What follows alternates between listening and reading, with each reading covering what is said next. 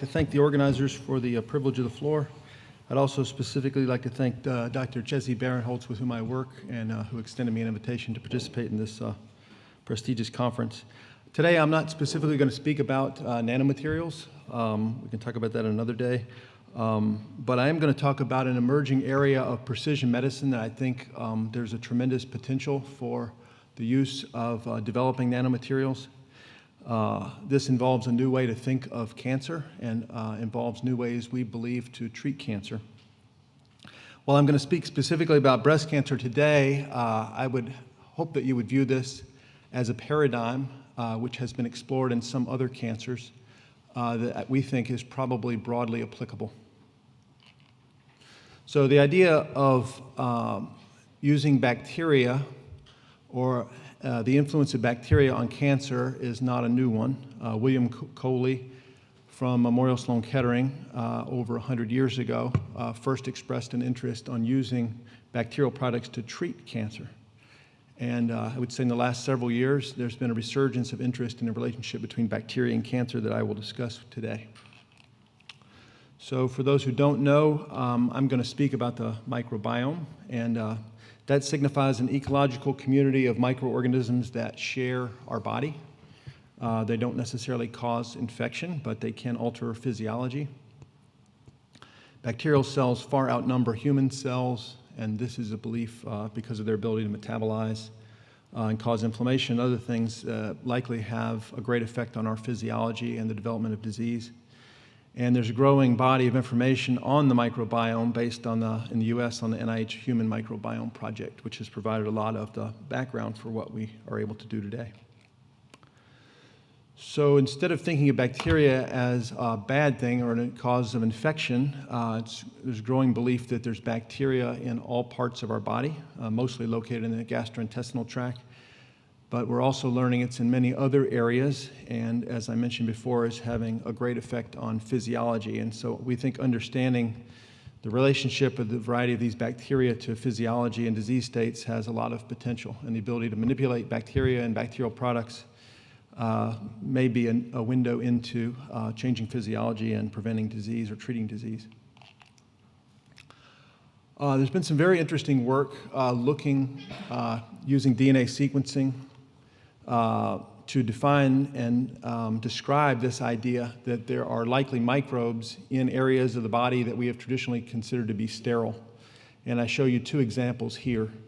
One is inside oral epithelial cells, where you see on these images evidence of bacteria. And on the right side of the slide, you see evidence of bacteria within carotid plaques.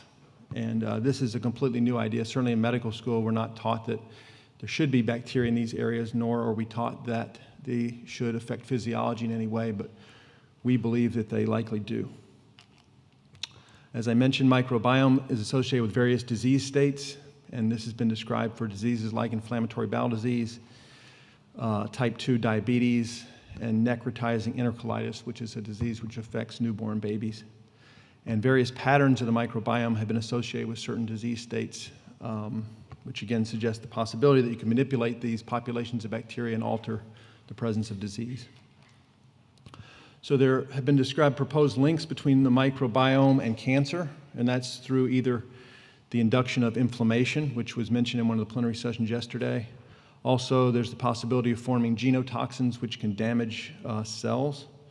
And then finally, there's a lot of interest in how bacteria in certain parts of the body can metabolize hormones or other biologic byproducts and influence the risk for cancer development. There are a number of examples of microbiota-associated cancers. For instance, gastric cancer is now known to be largely driven by a bacteria called H. pylori. Also, gastric lymphoma by H. pylori, and then a number of other organisms have been associated with cancers in different sites of the body. So there's this growing body of evidence that there may be a link between bacterial dysbiosis and cancer development. Well, I'm going to talk about breast cancer, and it's a global health problem. It's the most common cancer among women in the world. The rate is increasing in many parts of the world, which is a significant problem. Germline mutations, such as BRCA1 and BRCA2, and now a growing list of germline mutations, account for only a small percentage of cancers, breast cancers. And I would submit that the cause of most breast cancer is completely unknown, and that's what's prompted us to explore this idea that bacteria may have a role. So how did we get interested in this? It was based on this paper that was published in 2012, which looked at the microbiome of breast milk. And one might suspect that if you look at the microbiome in breast milk, it would either be very similar to the skin of the mother, and the skin of the mother is shown in the orange circles on the slide, or it might be similar to the oral bacteria of the baby, and that's shown in the purple there. But what you see is that the breast milk has a unique microbiome. It's completely separate from the skin or the oral flora of the baby. So this suggests to us the possibility that there might be bacteria within breast tumors that could be associated with breast cancer. So we had a hypothesis, which is that breast tissue and breast cancer have a unique microbiome. The microbiome is different in breast cancer patients and non-breast cancer patients. And we also, because we're a clinical unit, a multidisciplinary clinical unit, can look at things like subtypes of breast cancer and other histologic features of the cancer to see if the bacteria segregate with various types of breast cancer. So we enrolled 57 women. This all has to be done prospectively with cancer, 21 healthy women who were having cosmetic breast surgery. We collected midstream urine samples. We did an oral wash to look to see if the microbiome in distant sites of the body might be associated with the development of breast cancer or the presence of breast cancer. And then very importantly, intraoperatively and aseptically, we collect 2 tissue samples, right and left breast tissue from control patients, and we have tumor and ipsilateral adjacent normal breast cancer tissue from patients having breast cancer surgery. The tissue has to be handled in a meticulous way because obviously there's a lot of potential for environmental contamination, so this is all done in a very controlled and meticulous way. We then extract DNA from breast tissue. We also importantly do environmental controls, and we rinse the pellets using the PowerMag microbiome RNA DNA isolation kit, and then we do 16S sequencing, and then we perform statistics to see if there's associations. So this is a summary of the cohort, 78 patients. We have cancer patients and non-cancer patients. And then immediately after we remove these tumors, they're taken to a hood in the pathology lab, which is adjacent to the operating room, and we collect and quickly freeze the tissue. We collect, importantly, environmental controls to make sure that what we're observing is not just due to the environment. To determine the presence of bacteria, we use a common technique called 16S rRNA DNA sequencing. It's a metagenomic approach. The scheme is shown here. It allows us to analyze tissues and analyze a wide variety of bacteria within these samples at very low levels. This is a quick slide showing the characteristics of the patient. These are typical breast cancer patients, and the demographics are shown here. This only becomes important later when you want to do analyses for factors associated with differences in the microbiome. And then also a bunch of other clinical factors showing a distribution of patients that we were able to analyze in this study. So this shows, these are principal coordinate analysis showing the analysis of the overall populations of bacteria. Shown in panel A shows the statistical difference within the breast tumors themselves comparing cancer and non-cancer patients. The cancer patients are shown in yellow and the non-cancer patients are shown in blue. We looked at other factors like in panel B, that's alcohol consumption. We look at tumor grade, also significantly different when you segregate the tumors by grade and look at the presence of bacteria. We also importantly looked at lymphovascular invasion, that's shown in panel D, and again you see a statistical separation in the principal coordinate analysis between patients with lymphovascular invasion and without, and we also see a segregation in panel E for patients with and without HER2 positive breast cancer. So a lot of factors associated with differences in the microbiome that really need to be further explored. So we have determined that the breast cancer is associated with a unique microbiome in humans. The breast tissue microbiomes clustered significantly different from non-cancer patients, and this is driven by relative abundance of Methylobacterium, a specific bacteria in cancer patients. And we also saw different bacteria, Alcaligenaceae, which are increased in breast cancer tissue compared to control tissue. Interestingly, also for the first time, we showed significant differences in the urinary microbiome of patients with and without cancer, which has not been described before. These are all asymptomatic patients. They had not received prior antibiotics, and we're seeing differences in the urinary microbiome, which could be a source for a screening test in the future for breast or other types of cancers. Our observations suggest that local breast microbiota in cancer and urine differ in patients with and without breast cancer.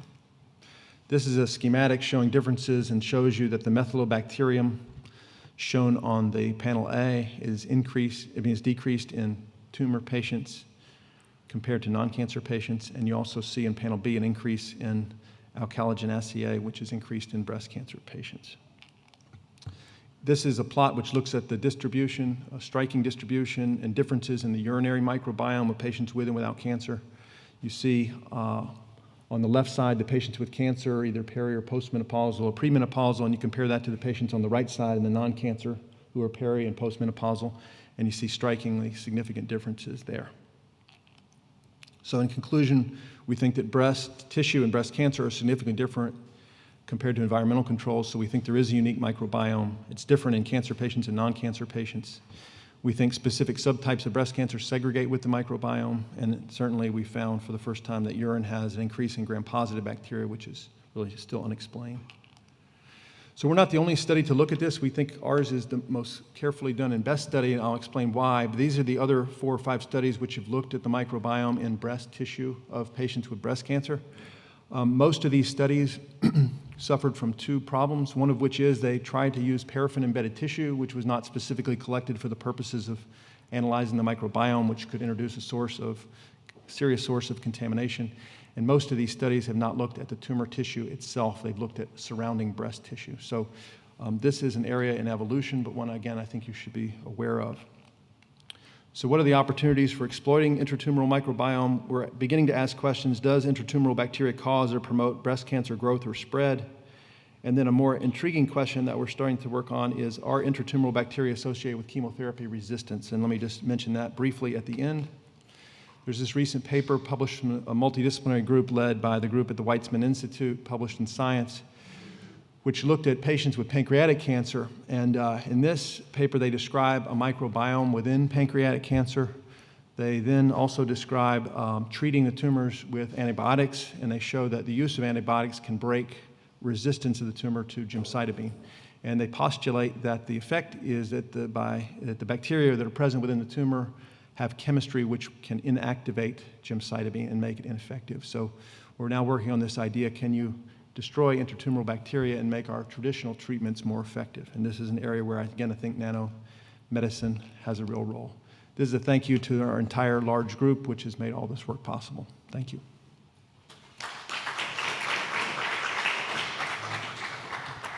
Wow, very interesting. Very interesting. Any questions? Well, I have one. Is there any idea how these bacteria get there? We're working on that. So it's not really clear how they get there and what they're doing in sterile parts of the body, how they get there, we don't know. One of the ways we're attacking this is through some early phase intervention studies where we actually give probiotics to patients with newly diagnosed cancer, and then we're analyzing the tumors to see if there perhaps is a relationship between the oral intake of certain bacteria and adjustments of the microbiome. But it's not clear. I mean, there was a theory postulated yesterday, maybe some believe that it comes actually from the breastfeeding and the breast milk, and that may lead to lifelong colonization, that kind of thing. And there are different species in different, I think, parts of the body, right? Yes. Wow, okay. Oh, yeah, I'm sorry. Hi, thank you so much for the presentation. So how would you define this PGP or P-glycoprotein efflux pump? Can be expressed by some stem cells or just initially activated drug-resistant cells in the breast tumor already there, or just acquired, versus the bacterial resistant in breast stroma? That's a difficult question. Yeah, that's something that we obviously needs to be looked into to figure out how we break the resistance. Okay. Thank you. Oh, and any more questions? Well, if that's not the case, thanks a lot, and good luck with this research, which is kind of unique,